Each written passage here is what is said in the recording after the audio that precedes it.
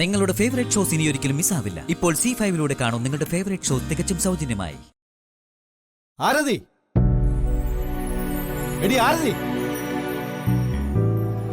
ആരുമില്ല ഇവിടെ?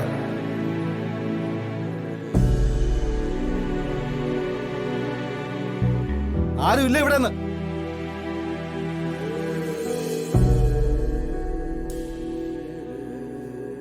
ആരാ അത്?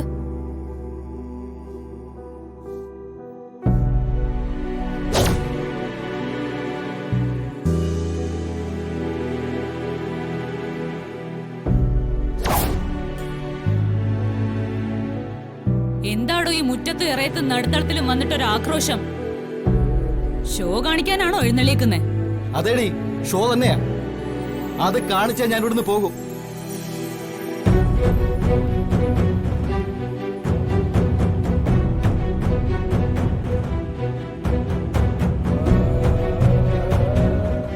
എന്റെ ചേട്ടനെ അപമാനിക്കാൻ നിനക്ക് ആരാ അധികാരം തന്നത്? നിനക്ക് എന്താ അതിനുള്ള അവകാശം? കെട്ടിഘോഷിച്ച് നീ പറയുന്ന ഒരു തെറ്റുണ്ടല്ലോ. നിന്റെ കഴുത്തിലെ ഈ താലി, അതിന് ഉത്തരവാദി ഞാനാ, എന്റെ ചേട്ടനല്ല. പിന്നെ ഇന്നലെ പറയാതെ വിട്ടത് ഇന്നങ്ങ് നേരിട്ട് പറഞ്ഞേക്കാം. നിന്റെ കഴുത്ത് ഞാൻ ഈ താലി കെട്ടായിരുന്നെങ്കിലേ ഇന്ന് നീയും ഞാനും വ്യഭിചാര കുറ്റത്തിന് ജയിലിൽ കിടന്നേനെ.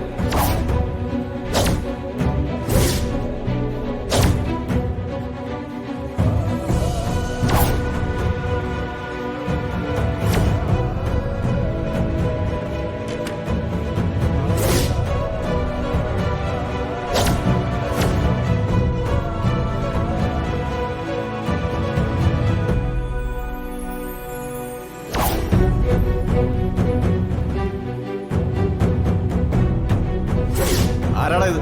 ഇതെന്റെ ഭാര്യയാണ് സാർ. ഇവിടെ നിന്റെ ഭാര്യയാണെന്നുള്ളതിന് എന്താ തെളിവ്? ദേ, അവളുടെ കഴുത്തിൽ ഞാൻ കെട്ടിയ താലിയുണ്ട്.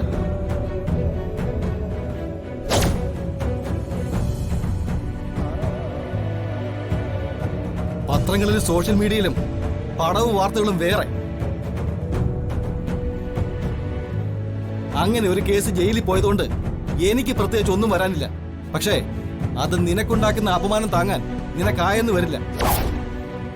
നിന്റെ ഇവിടുത്തെ ഈ സ്ത്രീകൾ മാത്രമുള്ള കുടുംബത്തിന്. അത് മാത്രമല്ല കാര്യം, ആ നേരത്തെങ്കിലും ഞാൻ അവിടെ ആ റൂമിൽ വരാതിരുന്നെങ്കിലേ നീ ഈ പറയുന്ന മാനവും ചാരിത്രവും ഒക്കെ എപ്പോഴേ അവന്മാർ എടുത്തേനെ. അതാണ് നീ മറക്കാൻ പാടില്ലാത്തത്. പിന്നെ നീ പറഞ്ഞല്ലോ എന്താ, ഞാനൊരു കൊള്ളരുതാത്തവനാണ്.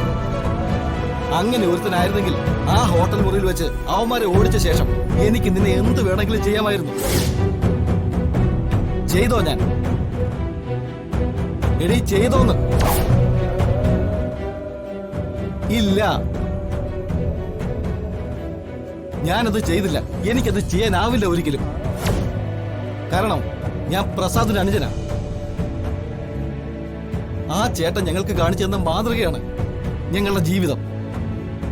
അങ്ങനെയുള്ള എന്റെ ചേട്ടനെയാ നീ ഇവിടുന്ന് അപമാനിച്ചു വിട്ടത്.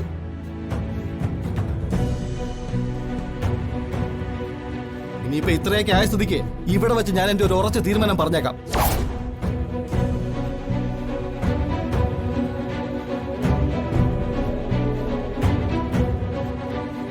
ഇന്നലെ വരെ നിന്നോട് എനിക്ക് വലിയ പ്രേമമായിരുന്നു, തികച്ചും അന്ധമായ പ്രേമം.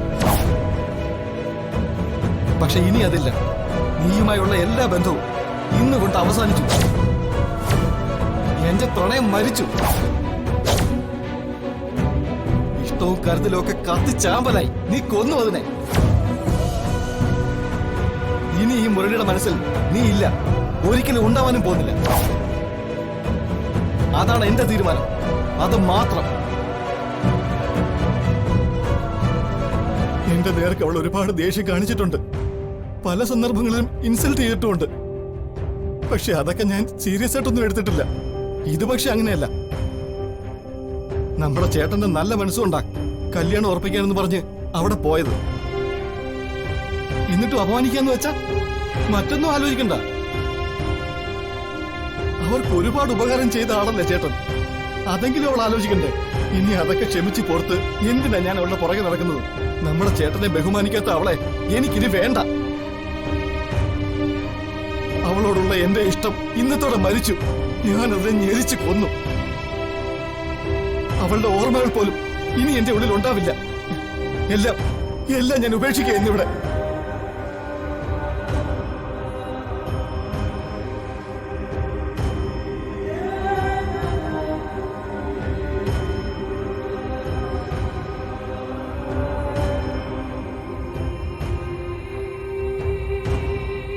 നീ പറഞ്ഞൊക്കെ ഞാൻ കേട്ടു. പക്ഷേ ഹരി പറഞ്ഞാണ് അതിന്റെ ശരിയെന്ന് ഞാൻ പറയും. ആ പെൺകുട്ടി വല്ലാത്തൊരു മാനസികാവസ്ഥയിലാണിപ്പോ. അവള് പറയുന്നതും ചെയ്യുന്നതും ഒന്നും ബോധപൂർവ്വം ആവണമെന്നില്ല. അതുകൊണ്ട് തന്നെ നമുക്കത് പൊറുക്കാം. സത്യം പറഞ്ഞ ആ ഹോട്ടലിലെ അനിഷ്ട സംഭവങ്ങളുടെ ഷോക്കിൽ നിന്നും അവര് മുക്തരാവുന്നതിന് മുമ്പ് വിവാഹാലോചനയുമായി ഞാനും അവിടെ പോകരുതായിരുന്നു. അവിടെയാണ് നമുക്ക് ആദ്യം പിഴച്ചത്. പക്ഷേ എനിക്ക് അഭിപ്രായമില്ല.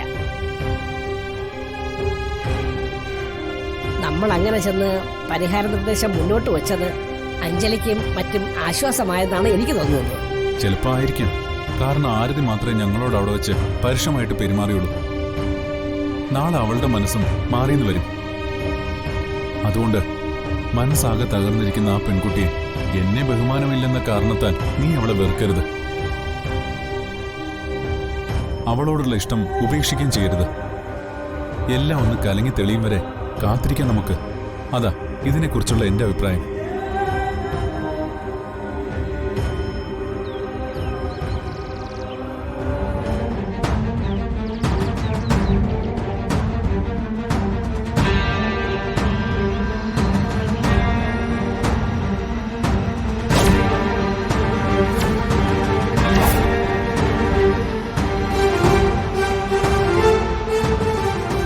അല്ല, ഇത് ആരതിയോ? ബാബാ, ഇങ്ങോട്ടിരിക്കാം. ഇരിക്കാനും സൽക്കാരം സ്വീകരിക്കാനും ഒന്നും വന്നതല്ല ഞാൻ. ഇത് ഇയാൾ ഒരിക്കൽ എനിക്ക് വാങ്ങിത്തന്ന സാരിയാ. ഇൻസ്റ്റാൾമെന്റ് വ്യവസ്ഥയിൽ കാശ് അടയ്ക്കാന്ന് പറഞ്ഞ് ഞാൻ ഇത് വാങ്ങിക്കുകയും ചെയ്തു. പക്ഷെ ഇനി എനിക്കിത് വേണ്ട. ഇയാളുടെ ഓർമ്മകളോ സമ്മാനങ്ങളോ ഇയാളുമായിട്ടുള്ള ബന്ധമോ ഇനി ഒന്നും എനിക്ക് വേണ്ട. എന്റെ വഴിയിൽ ഇനി കയറി നിൽക്കാതിരുന്നാ മതി. ഇയാളുടെ വഴിയിൽ ഇനി ഞാനും ഉണ്ടാവില്ല.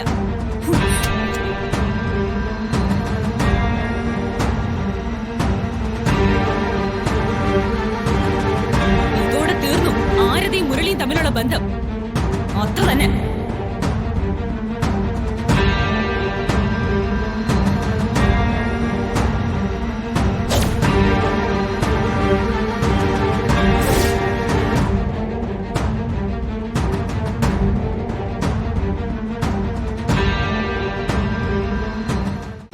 ഡൗൺലോഡ് ചെയ്യൂ C5 ആപ്പ്. കാണൂ എല്ലാ എപ്പിസോഡുകളും സൗജന്യമായി.